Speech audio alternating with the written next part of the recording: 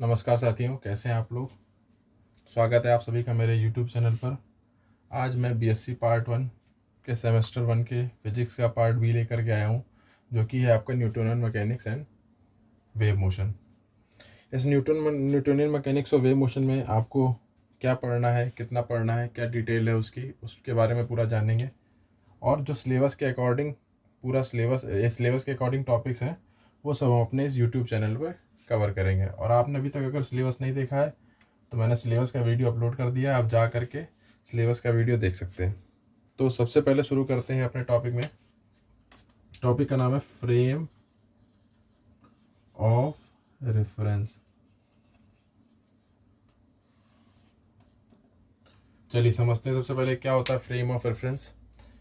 देखिए, अगर आपको किसी पार्टिकल की पोजीशन को बताना हो कि पार्टिकल कहाँ पर है, तो उसके लिए आपको कोई ना कोई एक रेफरेंस पॉइंट देना पड़ता है, तभी आप किसी अदर पार्टिकल की पोजीशन को अच्छी तरह से डिफाइन कर सकते हैं। जैसे कि मैंने कह दिया कि ये पार्टिकल P है, सपोज कर लेते हैं ये पार्टिकल P है। अब इस पार्टिकल P की पोजीशन को आपको डिफाइन करना है, तो आपके पास कोई ऐसा रेफरेंस पॉइंट होना चाहिए जिसके रिगार्डिंग आप इस पार्टिकल P की पोजीशन को डिफाइन करें। तो वो जो रेफरेंस पॉइंट होता है उसी का ही आगे मॉडिफाइड फॉर्म होता है फ्रेम ऑफ रेफरेंस। समझते हैं कैसे। जैसे मैंने कहा आपको इस पार्टिकल P को डिफाइन करना है, तो आपने एक सेट ऑफ कोऑर्डिनेट बनाया,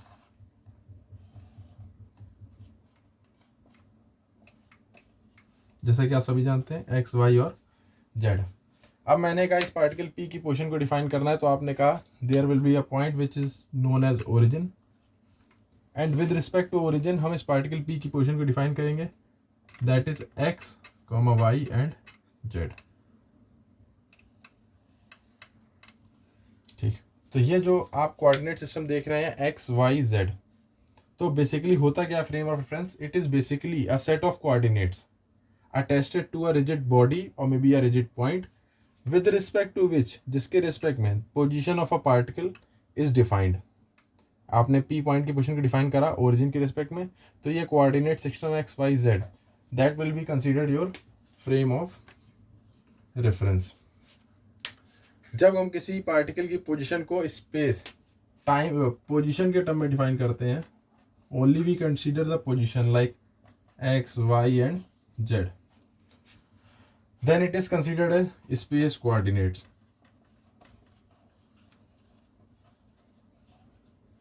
और जब हम इस पोजीशन कोऑर्डिनेट के साथ हम टाइम को ऐड कर देते हैं, तो इसे हम लोग जैसे आप समझ सकते हैं X, Y, Z and T, इसमें स्पेस कोऑर्डिनेट्स भी हैं और इसमें टाइम कोऑर्डिनेट भी है, तो it is considered as space time coordinate. So जैसे कि मान लीजिए ये पी पॉइंट है, इसकी पोजीशन आपने पोजीशन कोऑर्डिनेट दी है एक्स, वाई, जेड, तो अब ये ओरिजिन से पी पॉइंट पर कितने टाइम पे पहुंचा। So time, if we include the fourth coordinate which is also time, so this is now space time coordinate because we have considered time along with space x, y and z. So this is called frame of reference. Frame of reference के बारे में बात करते हैं तो frame of reference basically two type के होते हैं। एक होता है आपका inertial frame of reference,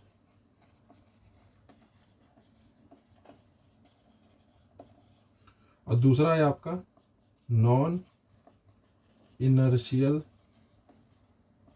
frame of reference. जो आपका इनर्शियल फ्रेम ऑफ रेफरेंस है इसे basically unaccelerated frame of reference कहते हैं, बिकॉज ये एक्सेलरेशन नहीं होता है और ये कांस्टेंट वेलोसिटी से मूव करता है। Non inertial frame of reference की बात करें तो ये एक एक्सेलरेटेड फ्रेम ऑफ रेफरेंस होता है। इन दोनों फ्रेम ऑफ रेफरेंस के बारे में हम डिटेल में जानेंगे, लेकिन इसके बाद हम चालू करते हैं न्यूटन मैकेनिक्स में अगला टॉपिक, जिसका नाम है न्यूटन्स लॉ ऑफ मोशन।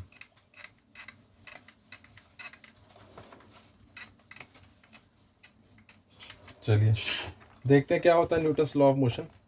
जैसा कि आप लोग ने हाई स्कूल और इंटर सब में पढ़ा होगा न्यूटन्स लॉ ऑफ मोशन, उसी को ही यहाँ पर मैंने जो है एक्सप्लेन किया, मैं एक्सप्लेन करूंगा।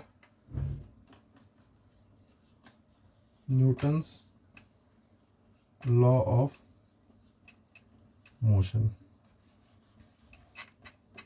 चलिए समझते हैं क्या होता है न्यूटन्स लॉ ऑफ मोशन। तो न्यूटन ने किसी बॉडी के मोशन को या मोशन के आइडिया को एक्सप्लेन करने के लिए तीन तरह के लॉ दिए थे, तीन लॉ दिए थे, which were known as Newton's law of motion. First law. क्या था फर्स्ट लॉ, पहले समझते हैं।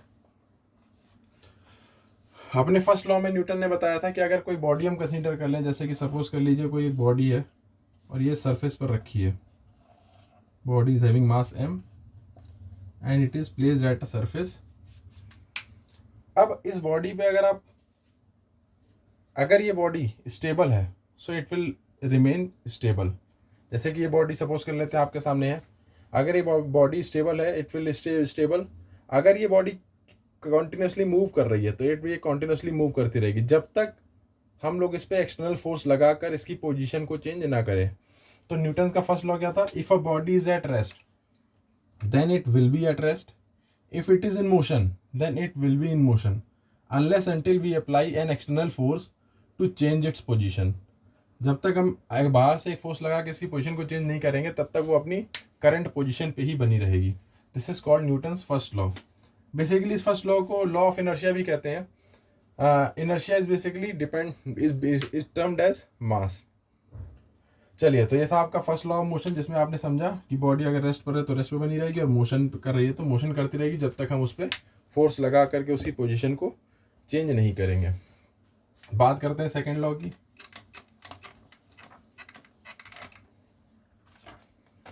In the second law of motion देखते हैं क्या होता है।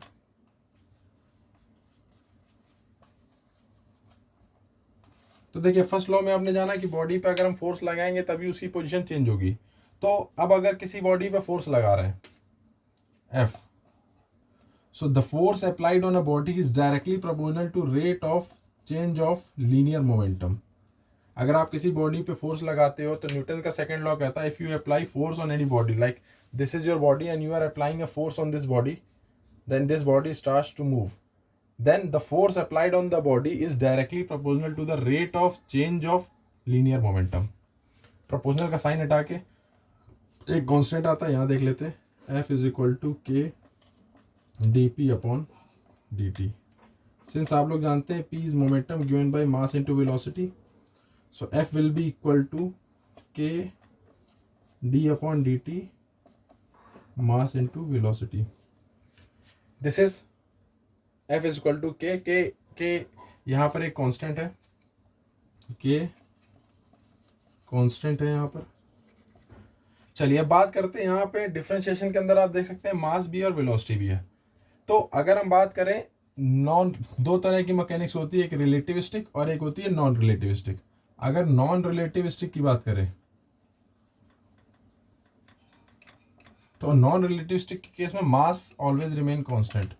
मास जो रहता है वो क्या रहता है, कांस्टेंट रहता है। अगर रिलेटिविस्टिक केस की बात करें तो मास वेरी करता है। रिलेटिविस्टिक केस की बात करें when we approximated to speed of light, जब किसी पार्टिकल की वेलोसिटी और किसी बॉडी की वेलोसिटी स्पीड ऑफ लाइट के अप्रोच करती है, तब उस तरह के मैकेनिक्स को हम लोग कहते हैं relativistic approach. And in that case mass changes with velocity according to the formula √1 minus v square over c square. But अगर हम नॉन रिलेटिविस्टिक केस की बात करें तो मास जो है वो कांस्टेंट रहेगा। तो लिखेंगे फॉर नॉन, इसको रफ कर देते हैं,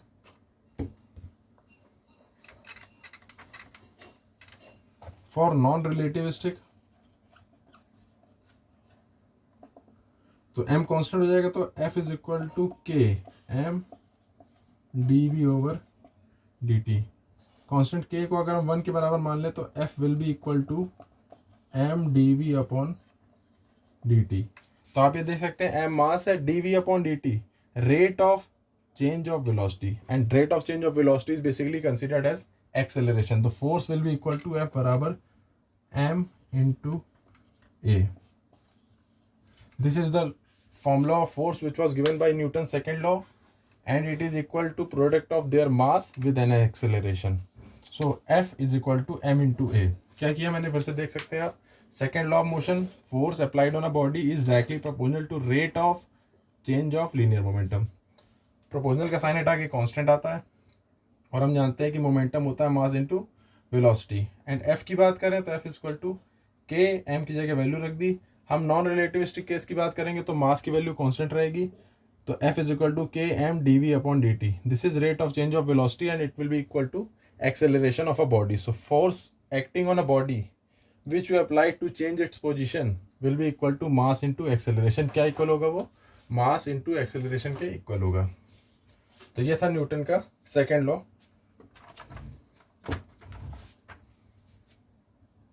चलिए आगे बात करते हैं न्यूटन के थर्ड लॉ की. आप बीच बीच में इसका स्क्रीनशॉट ले सकते हैं, नोट भी कर सकते हैं अपनी कॉपी में, वीडियो को स्लो करके, और कोई डाउट हो तो कमेंट सेक्शन में आप पूछ भी सकते हैं. बाकी चैनल को सब्सक्राइब करें और आपको जो है बीएससी का पूरा कंटेंट मेरे यूट्यूब चैनल पे आपको अपलोड मिलेगा, तो कंटिन्यू हमारे चैनल पे विजिट करते रहें. चलिए बात करते हैं थर्ड लॉ.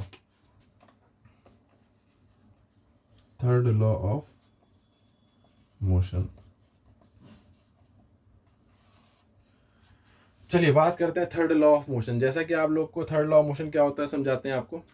आप लोगों ने जनरल क्रिकेट खेला ही होगा, लड़कों की बात करें तो जब आप क्रिकेट खेलते हैं तो आपके बैट पर जब बॉल आती है तो बॉल आपके बैट पर आती है और आप बैट से उस बॉल को हिट करते हैं.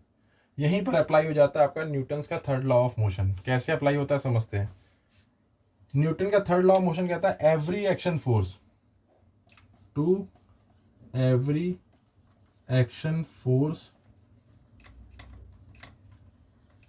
there is an equal and opposite reaction force. To every action force there is an equal and opposite reaction force. तो जैसे ही आपकी बॉल हिट करती है बैट पे, तो बॉल ने किया action and you hit the ball, that becomes reaction. अगर इसको हम मैथमेटिकली देखें तो that will be equal to F12 vector minus F21. इसका मतलब क्या होता है. F12 stands for force on first due to second. पहली बॉडी पर force due to second is equal to force on second due to first. और ये negative side ये इंडिकेट कर रहा है कि फोर्सेस आर अपोजिट. तो हम इसको ऐसे भी लिख सकते हैं F12 plus F21 that is equal to 0. तो this is called Newton's third law of motion, जिसमें आपने देखा क्या कि every action force has an equal and opposite reaction force. This is called Newton's third law. Magnitude same होता है, mean to say F12 magnitude of F12 will be equal to magnitude of F21. तो Newton's third law के कई सारे example हैं. ठीक है, जैसे कि सपोज कर लेते हैं, फेमस एग्जाम्पल होता है कि जैसे ये बॉडी है सरफेस, इस पर आपने कोई बॉडी रखी, so weight of the body will be towards the earth center that is equal to m into g. जैसे ही कोई बॉडी एक्शन फोर्स लगाती है किसी सरफेस पे, सरफेस उस पे equal and opposite reaction force लगाती है. So in that case r will be equal to mg. this is in terms of magnitude, r will be equal to mg. so this is basically depends on Newton's third law of motion. तो आपने मेरे video में क्या क्या देखा. Newton's first law of motion, सबसे पहले मैंने स्टार्ट किया था फ्रेम ऑफ रेफरेंस से, फिर मैंने बताया types of frame of reference. उसके बाद मैंने बात करी न्यूटन्स लॉ ऑफ मोशन की. फर्स्ट लॉ आपने पढ़ा that if a body is at rest will be at rest, if it is moving it will keep on moving unless until we apply an external force to change its position. जब तक हम एक external force लगा के उसकी position को change ना करें. सेकेंड लॉ में आपने F equal to m into a देखा.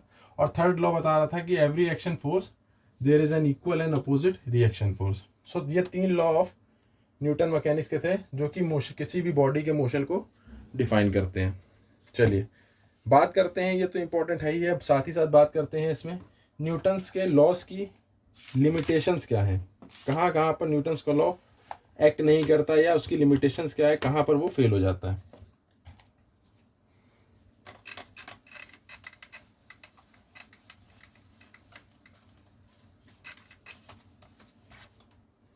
चाहिए limitations of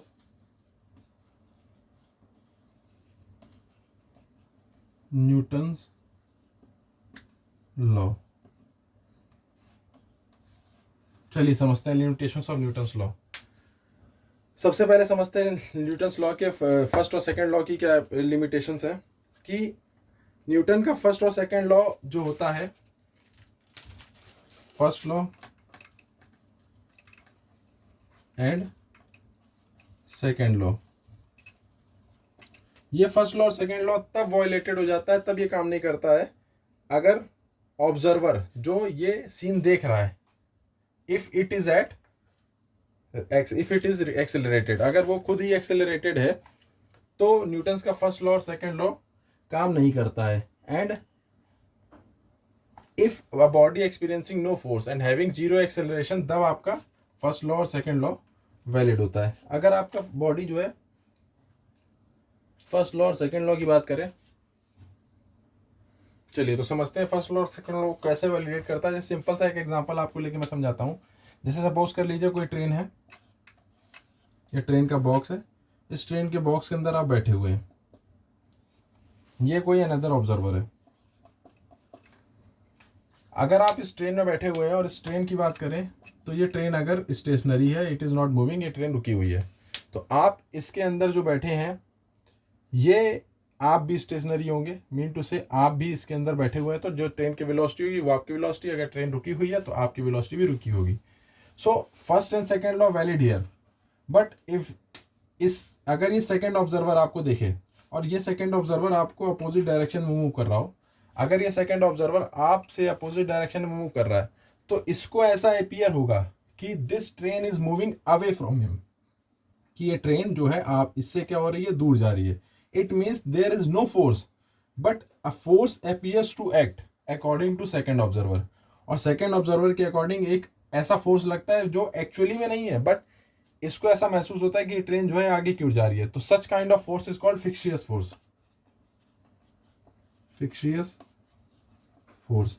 तो in that case first law second law तभी वैलिड होगा कि जो ऑब्जर्वर हो वो स्टेशनरी हो एंड हैविंग जीरो एक्सेलरेशन, तो तब आपकी वैलिडिटी बनेगी फर्स्ट लॉ और सेकेंड लॉ की।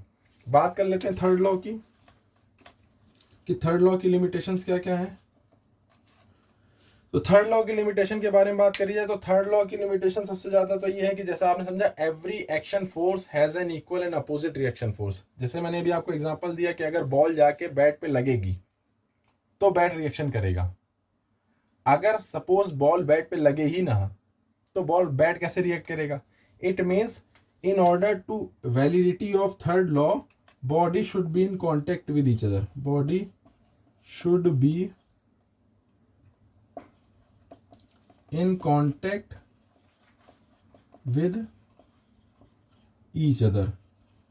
तो थर्ड लॉ आपकी वैलिडिटी तभी आपकी बनेगी, एक तरह से आप समझ सकते हैं थर्ड लॉ की लिमिटेशन है कि the body should be in contact with each other. Simple सा एग्जांपल जैसे मैंने अभी आपको बताया कि अगर एक कोई वेट है जिसकी वैल्यू है mg, it is placed on a table, तो जब ये टेबल पे रखा है तभी टेबल इस पे रिएक्शन फोर्स लगा रही है ऊपर की ओर, so that r is equal to mg। अगर ये जो वेट है अगर ये टेबल पे रखा ही ना रहे तो ये टेबल इस पे कोई भी रिएक्शन फोर्स नहीं लगा सकती। तो कहने का मतलब ये है कि Newton third law is still correct for the bodies at rest and for the contact forces. जब फोर्स कॉन्टैक्ट के रहेंगे और बॉडी क्या रहेगी, एट रेस्ट पे रहेगी। तो ये हो गया न्यूटन्स का थर्ड लॉ। तो आपने देखा न्यूटन्स के फर्स्ट लॉ, सेकेंड लॉ की लिमिटेशंस एंड न्यूटन्स के थर्ड लॉ की लिमिटेशंस। अब हम आगे बात करेंगे जो मैंने आपको समझाया फ्रेम ऑफ रेफरेंस का पहला पार्ट, जिसे हम लोग कहते हैं इनर्शियल फ्रेम ऑफ रेफरेंस। तो क्या है इनर्शियल फ्रेम ऑफ रेफरेंस, सबसे पहले देखते हैं। चलिए बात करते हैं इनर्शियल फ्रेम ऑफ रेफरेंस की।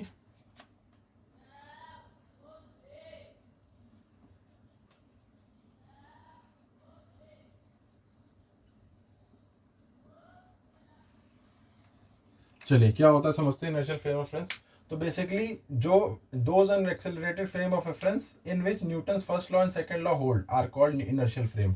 समझते हैं वो फ्रेम ऑफ रेफरेंस जो कि एन एक्सेलरेटेड हो और उनमें न्यूटन्स का फर्स्ट लॉ और सेकंड लॉ वैलिडेट हो। आपको पता है न्यूटन्स का सेकंड लॉ क्या कहता है, बराबर m इंटू ए। कहने का सेंस ये है, if force is not acting on a body then its acceleration will be zero. अगर ऐसा होता है तो इस तरह के फ्रेम को हम लोग कहेंगे इनर्शियल फ्रेम ऑफ रेफरेंस। अब बात करते हैं किस तरह से इसको आपको डेराइव करेंगे, किस तरह से इसको समझेंगे और फ्रेम ऑफ रेफरेंस की कैसे बात करते हैं। तो कंसीडर कर लेते हैं दो फ्रेम है आपके पास,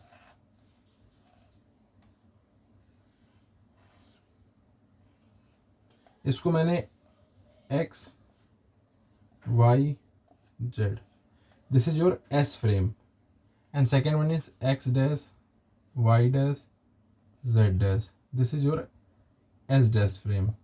एंड सपोज कर लेते हैं कि ये जो एस डैश फ्रेम है ये कांस्टेंट वेलोसिटी v से मूव कर रहा है, तो when ever a frame which is, and this is an inertial frame s, and another frame is there s dash having the coordinates x dash y dash z dash and it is moving with the constant velocity v with respect to s frame।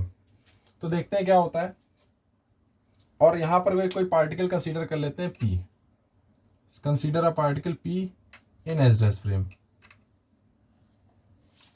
तो अगर हम बात करें इस particle p की position, so that will be defined, that is r dash from frame s dash and position from s point will be defined as r। तो suppose कर लेते हैं s dash फ्रेम ने t इक्वल टू 0 पर s point पर था, जैसे ही motion start हुआ t टाइम बाद वो पहुंच गया इस पॉइंट o पर, o डैश पर सॉरी, और ये o पर था पहले। तो अगर हम बात करें वेक्टर कैलकुलस के हिसाब से, वेक्टर एनालिसिस के हिसाब से, तो यहाँ पर आप देख सकते हैं कि इन ट्राइंगल बात करें, in triangle o dash p, तो इन ट्राइंगल ओ डैश बात करें तो o dash plus o dash p is equal to o p. अगर वेक्टर की फॉर्म में बात करें तो इस तरह से आएगा, so that will be equal to o dash will be v into t plus o dash p which is r vector dash and it is equal to r vector. तो अगर हम इसको t के रिस्पेक्ट में differentiate करें तो हमारा जो एक्सप्रेशन बनेगा वो क्या बनेगा, ये आपका है। अगर इसको हम t के रिस्पेक्ट में डिफरेंशिएट करें तो देखिए, differentiate with respect to t,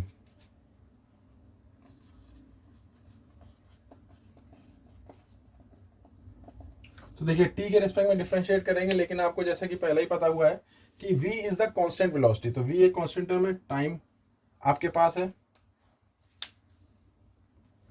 तो करके देखते हैं इसको डिफरेंशिएशन कैसे आएगा, d r over d t is equal to d r dash upon D t plus v, ये हो गया इसका वन टाइम डिफरेंशिएशन। अगर हम इसको सेकेंड टाइम डिफरेंशिएशन करें तो देखिए क्या आएगा, d two r upon D t two is equal to d two r dash upon D t two, और आपको जैसे ही बताया वेलोसिटी कांस्टेंट, तो that will be equal to 0। तो ये d two r upon D t two, d two r dash upon D t two, it means a is equal to a dash, it means दोनों frame का acceleration same है। तो आपको ये बताया जैसे कि पहले मैंने, it is an accelerated frame, an inertial frame of reference is considered as an accelerated frame, mean to say दोनों फ्रेम का एक्सेलरेशन सेम है। तो हम क्या कह सकते हैं, इससे कंक्लूजन क्या निकलता है कि if a frame is an inertial frame, if a frame is an inertial frame, then all those frames which are moving with constant velocity with respect to first frame will be inertial. कहने का मतलब अगर कोई भी एक inertial frame है, जैसे यहाँ पे मैंने एस फ्रेम को माना है, और कोई अदर फ्रेम है जो कि पहले फ्रेम के रिलेटिव कांस्टेंट वेलोसिटी v से मूव कर रहा है, so this s dash frame will also be considered as inertial frame. तो ये आपने इनर्शियल फ्रेम के बारे में सीखा, जो एन एक्सेलरेटेड होता है और न्यूटन्स के फर्स्ट और सेकंड लॉ को फॉलो करता है। तो और मैंने आपको ये भी सिखा दिया कि जितने भी फ्रेम्स होते हैं, any frame which are moving with the constant velocity with respect to an inertial frame which is s will also be considered as inertial frame। तो ठीक है, आज हमारे लेक्चर में आपने क्या क्या सीखा। सबसे पहले हम लोगों ने पढ़ा फ्रेम ऑफ रेफरेंस के बारे में, फिर उनके दो टाइप जिसमें से मैंने इनर्शियल फ्रेम ऑफ रेफरेंस को एक्सप्लेन कर दिया। उसके बाद हम लोगों ने पढ़ा न्यूटन्स लॉ ऑफ मोशन, जिसमें फर्स्ट लॉ, सेकेंड लॉ और थर्ड लॉ पढ़ा, फिर उन लॉ की क्या लिमिटेशंस है उसके बारे में पढ़ा, और फिर हमने डिटेल एक्सप्लेनेशन पढ़ा इनर्शियल फ्रेम ऑफ रेफरेंस के बारे में। तो आज के लेक्चर में हम आपके लिए इतना ही रखते हैं। आज से हमारा ये वीडियो लेक्चर चालू हो चुका है बीएससी की फिजिक्स के लिए। सीएसजीएम यूनिवर्सिटी के एफिलेटेड कॉलेज में जितना भी है सिलेबस, मैं आपको टाइम टू टाइम पूरा कंप्लीट कराऊंगा। और आपसे रिक्वेस्ट है, अगर आप हमारे चैनल पर नए हैं तो हमारे चैनल को सब्सक्राइब करें, लाइक करें और अपने दोस्तों और ग्रुप में शेयर करें, जिससे कि उनको भी पूरा थ्योरेटिकल पोर्शन जो है सेमेस्टर 1 का मिल सके। तब तक के लिए मिलते हैं नेक्स्ट लेक्चर में। जय हिंद।